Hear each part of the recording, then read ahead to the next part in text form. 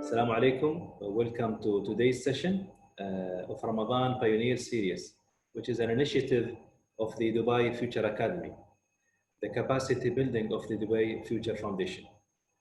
Today's guest speaker is Dr. Tariq Al Gurg, the CEO of Dubai Care. Do we have Dr. Tariq with us?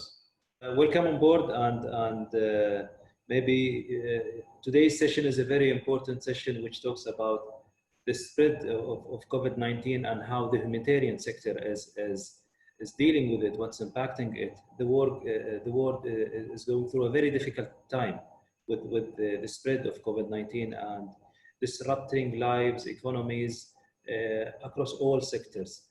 Maybe I can start with the first question.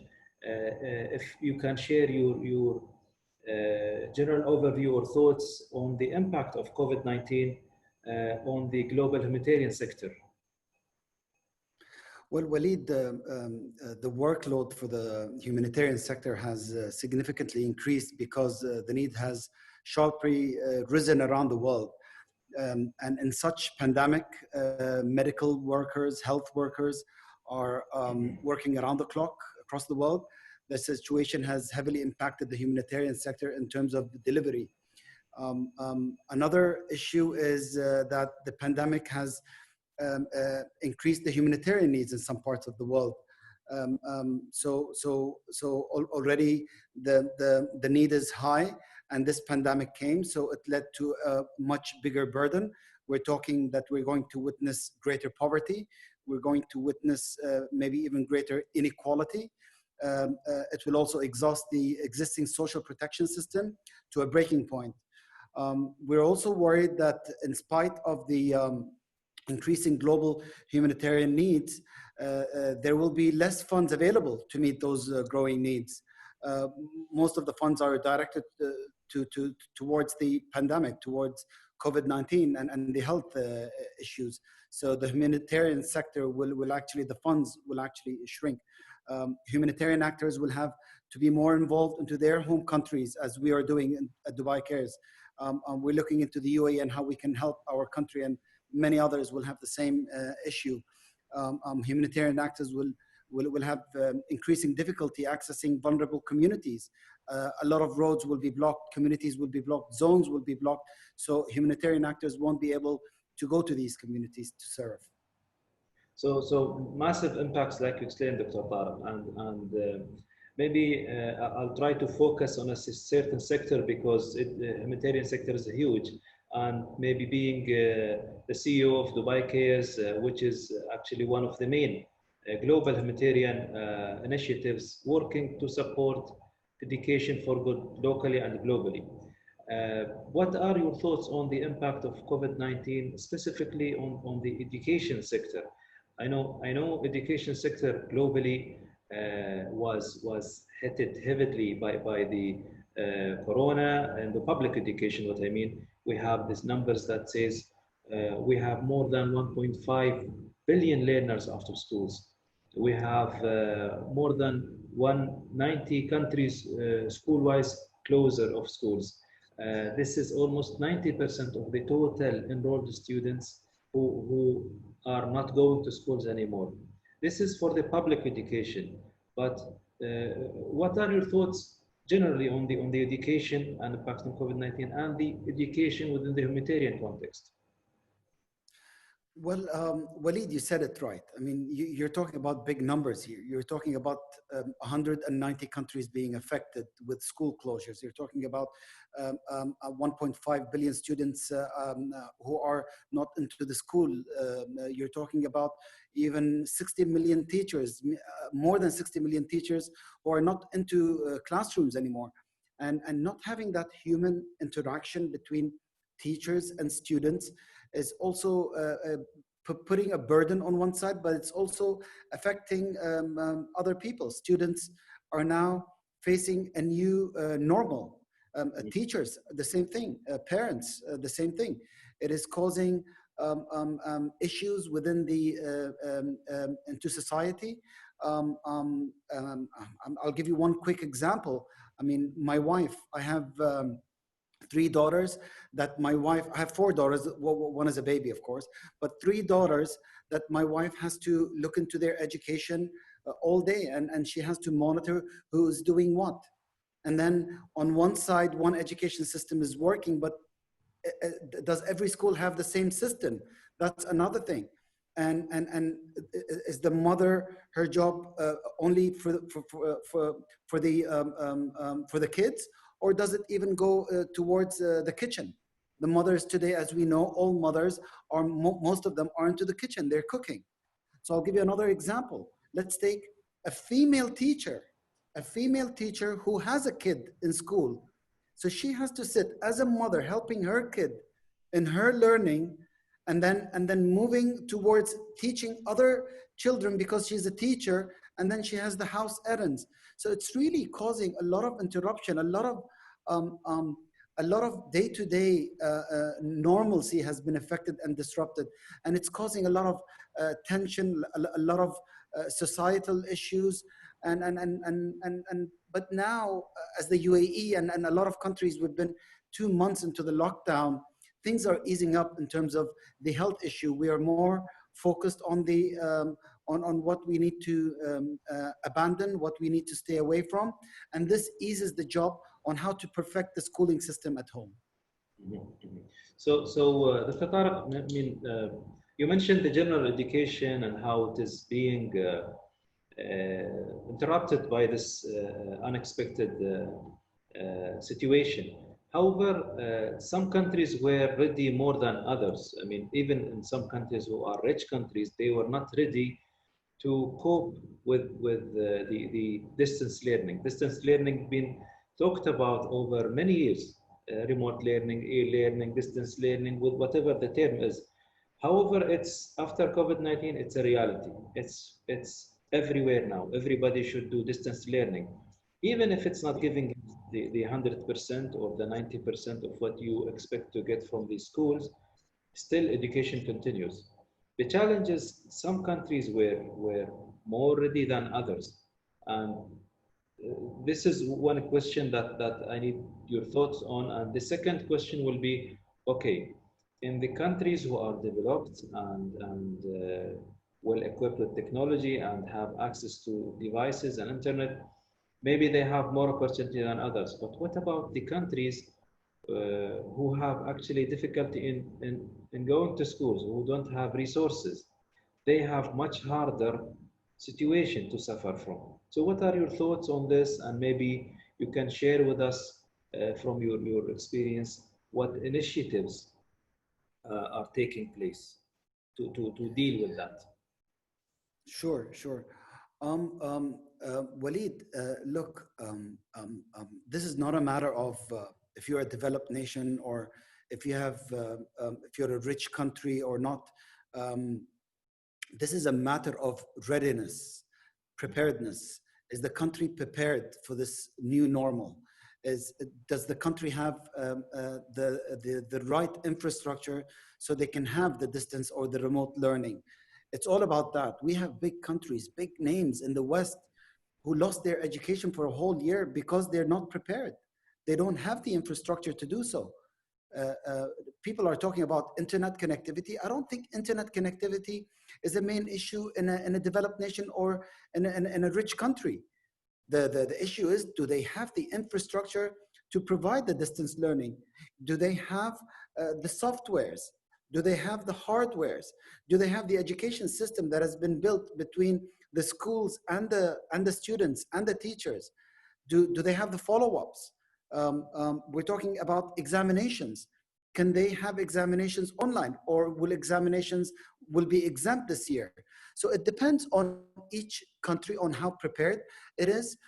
And we have seen a lot of countries, and you tapped into the developing countries. The developing countries, they're not prepared. They don't have the infrastructure. They don't have the money. They don't have internet connectivity.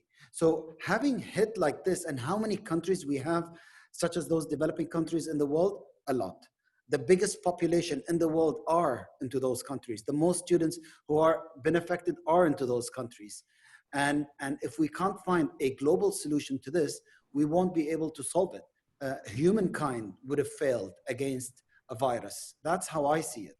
And I just want to share one thing with you, and it's good that you're asking me this question. Dubai Cares, we are a board member in the Futures of Education Commission. It's UNESCO's commission on how we will draw the future of education. And this was launched back in September in New York and the UN General Assembly. The first board meeting after the launch was 2 months ago, just before the UAE went into a full lockdown. And I happened, because my surname starts with an A, I happened to be the first speaker during that session. And I did mention, due all respect to all the new ideas that we will come up with Future of Education, we are witnessing a global pandemic that has disrupted our lives. It disrupted our children's education. It has disrupted even our intelligence and our innovation globally. And if we don't do anything about it, again, I will repeat the same word, we have failed as humankind. And I told them and I urged them that there has to be a UN-led initiative, a global coalition that is led by the UN that should be solving this issue globally, that should be preparing for future generations and many years to come, or even in the short run, if there's any similar global mass disruption, let's call it, not only a pandemic, that we have to be prepared as humankind for these, so our education system does not get interrupted or even disrupted. We should have the infrastructure ready, meaning exactly what we're doing now. We're zooming in and we're talking online on a panel. Same thing should happen. The issue is a lot of schools today, Waleed, globally are not having a proper education system, even if it's in a virtual meeting.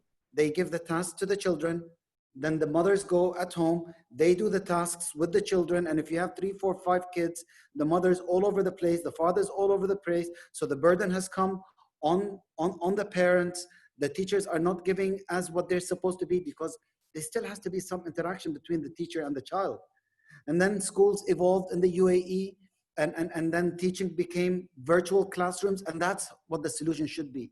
It should be virtual classrooms rather than giving a homework or an exercise and throw it on the parent as a burden. It shouldn't be that way. And let's not forget, the UAE was one of the first countries, one of the first in the world to close the universities and schools to prevent the pandemic of spreading.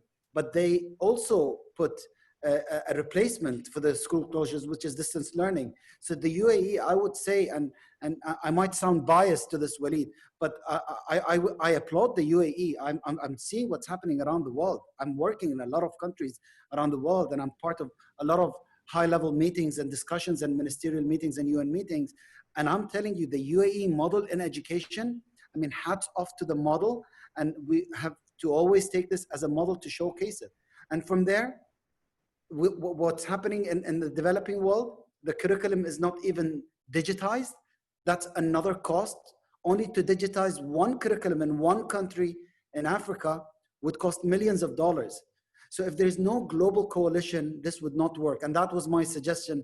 And 2.5 weeks later or 3 weeks later, UNESCO has announced a global coalition on the future of education for COVID-19 response. And we have been selected to be the first non-government organization and the first philanthropic organization there. And we are on full throttle going towards this. Amazing, amazing. So I mean, everybody heard about this UNESCO call for education uninterrupted, and many global organizations and companies, high-tech companies like Google and Microsoft and others, have joined this. What are your thoughts? Are they still making that impact, or no? It takes a lot of time to at least help in continuing the education. Maybe schools are closed, but education continues. Well, this may sound a bit funny, but the more money the coalition would have, the faster we would be able to solve the issue. We have been asked by UNESCO to be at the pilot in the initiation phase of this whole coalition, and to start with a pilot of 3 countries to start piloting these programs.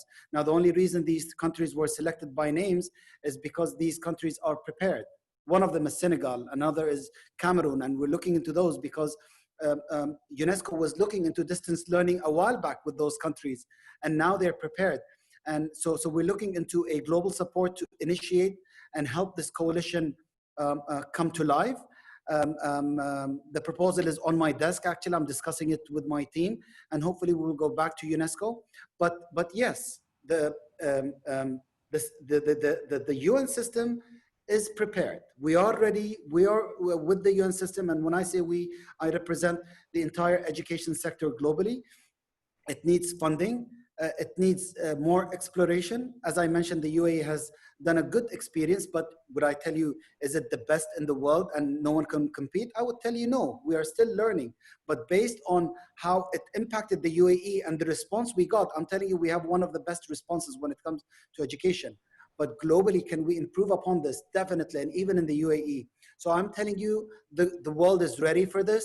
And I think the UAE has also been taken as a leading example in the world on how we responded drastically about this issue. So the answer is yes, we are ready as a global sector in education. So you were talking about the global initiatives. Maybe you can give us some thoughts on the local initiatives that you did in UAE to help also at local level. Well, to be honest with you, I was at the Riyadh summit early March, and I came from Riyadh. I came back with a chest infection. It stayed with me for about 10 days.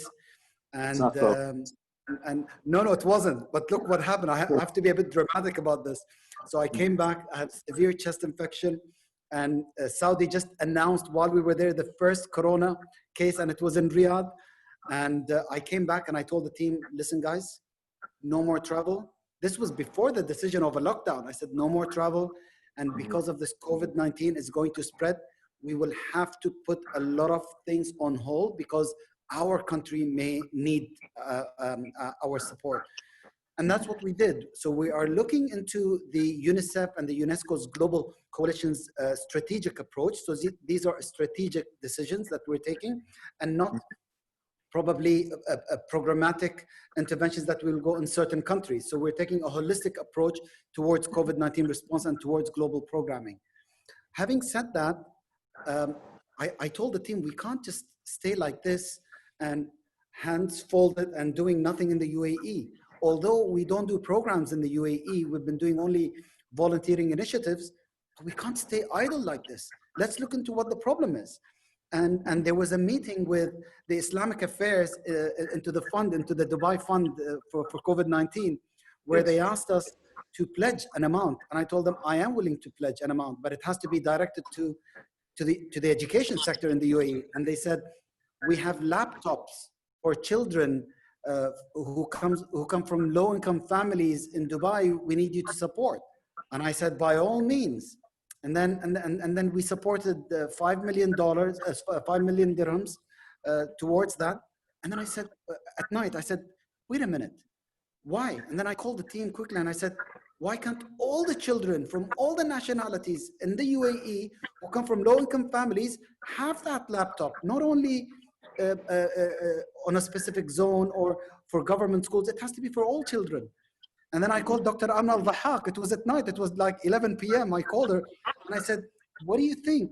Why can't we make a national fundraising drive driven by you and us to collect money to give all children who come from low-income families, all nationalities in the UAE with laptops? She goes, why not? She goes, why can't people donate laptops? And I go, great, let's have a campaign. And immediately I texted the minister, she called the minister, and immediately we got the approval. In 6 days, my team built the strategy and we launched it on the 7th day. That's the story behind Education Uninterrupted campaign.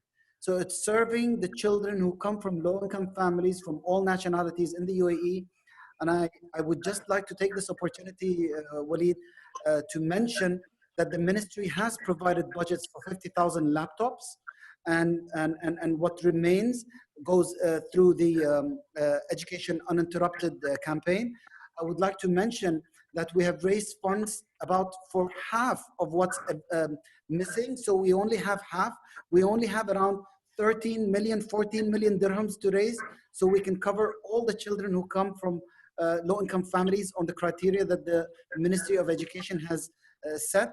And hopefully, we will be the first country in the world to announce that we have covered all children who come from low-income families based on the ministry's criteria.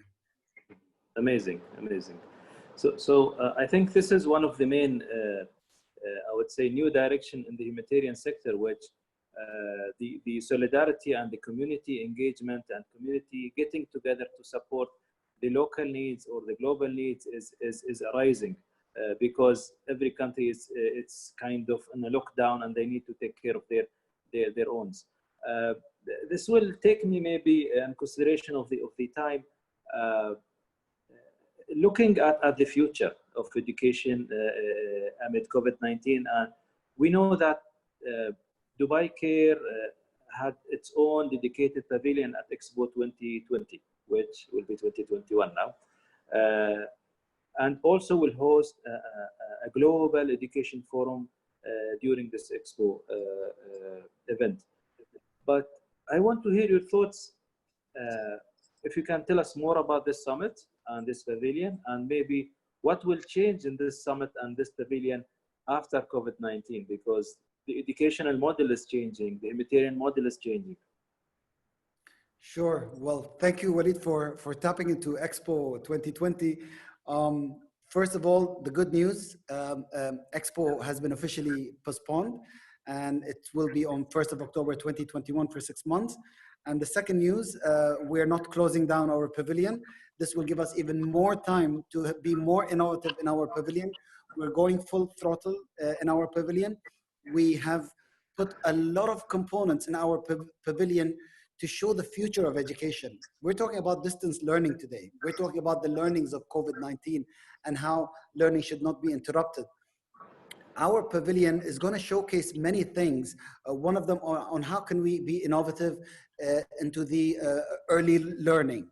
How can we be innovative into the youth and the future skills and the future jobs. We're going to talk about the Dubai Care story and our universe and what we did and how we reshaped education globally. But are we talking about the future of education?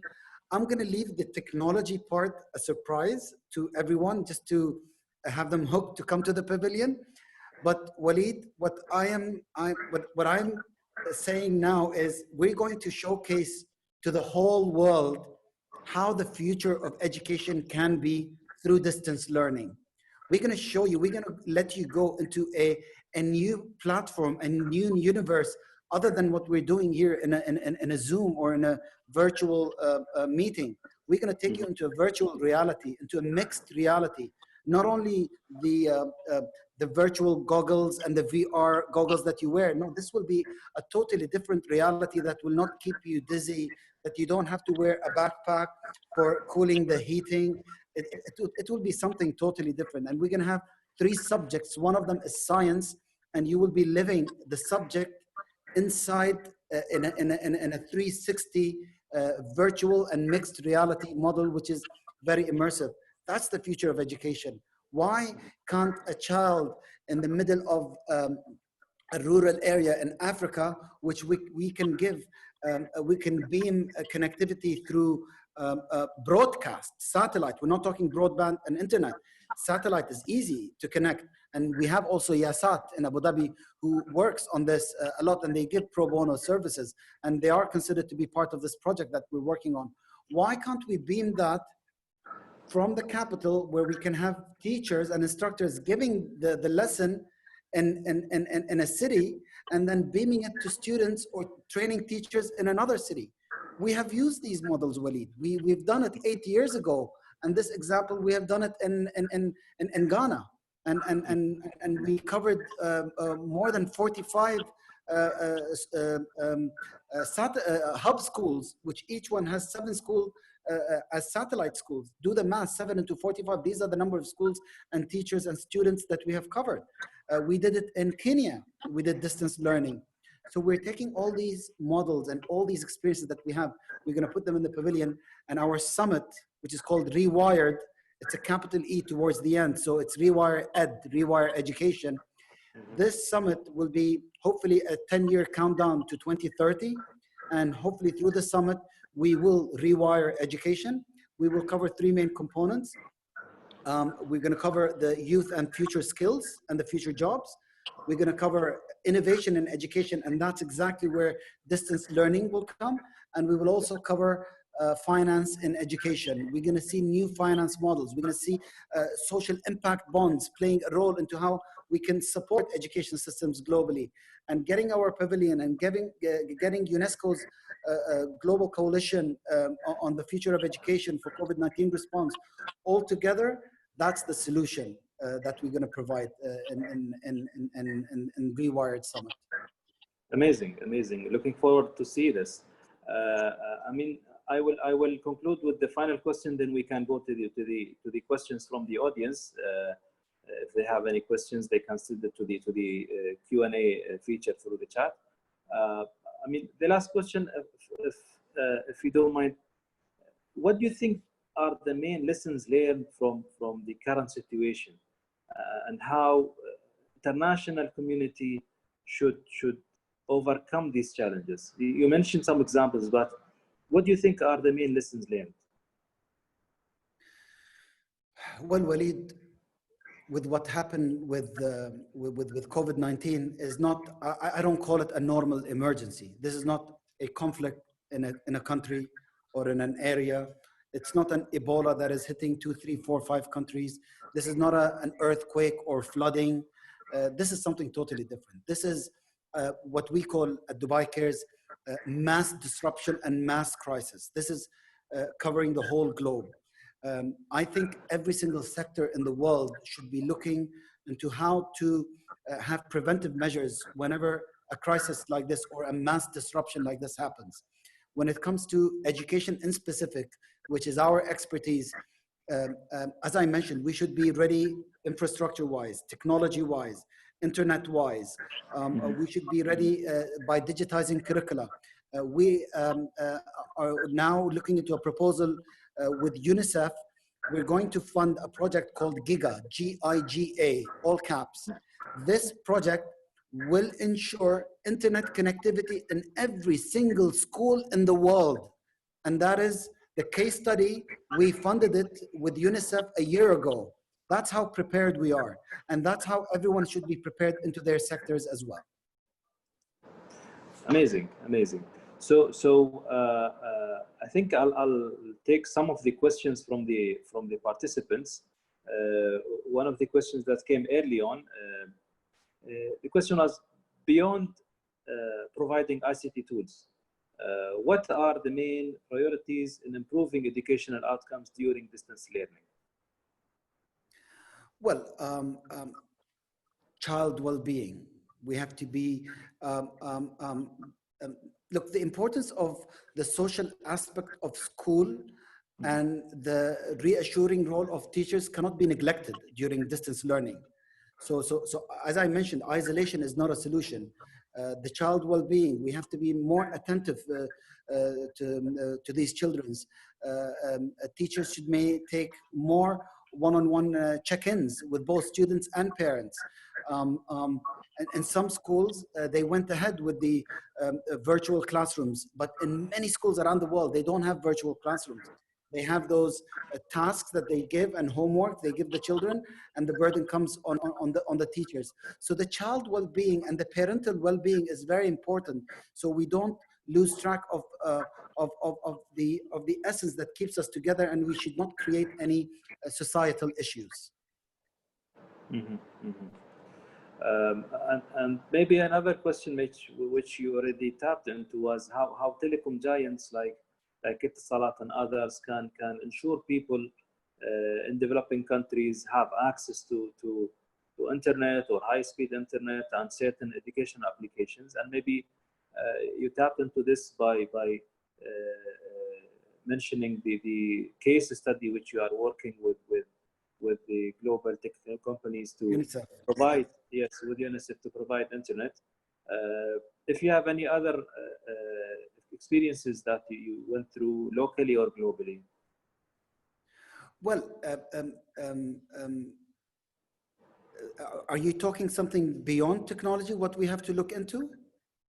I mean, because, for example, in UAE, Etisalat opened all the educational websites to be accessed for free,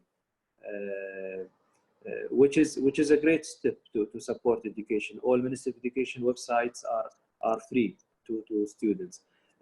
How can this coalition that you are part of facilitate such thing at the global level? Amazing question, Waleed. Amazing question. Look, us as the humanitarian sector, UN agencies, governments, we cannot sustain human development by ourselves. We cannot have human capital evolve without the involvement of the private sector. Private sector has to be part of sustainability. If you're talking about sustainability, if you're talking about the SDGs, if you're talking about the human capital, if you're talking about sustainable development globally for humankind, the private sector has to be part of it. Let's not forget, the future jobs are determined by the private sector, not by the government, by the private sector. We all follow what the private sector and however they shape. So if you're telling me how we can, it's about solidarity. The private sector has to sacrifice a bit and has to join the development sector globally to solve these issues. And if we join together, this COVID-19 is a lesson learned. If we join together from now and sacrifice some of our profits into this global cause, we will be able to have a preventive measure to any issue, whether it's a pandemic, whether it's a natural disaster, whether it's a conflict, whether it's a mass disruption globally. So solidarity with the private sector is very important from now to be part of the development game, basically. Amazing, amazing. I think I will conclude with the last point, which the UNESCO and the United Nations already is calling for education as a right for all learners and students. And recently, technology and access to technology and the internet was also considered one of the rights of the students and learners around the world. If you have any thoughts on that as a conclusion.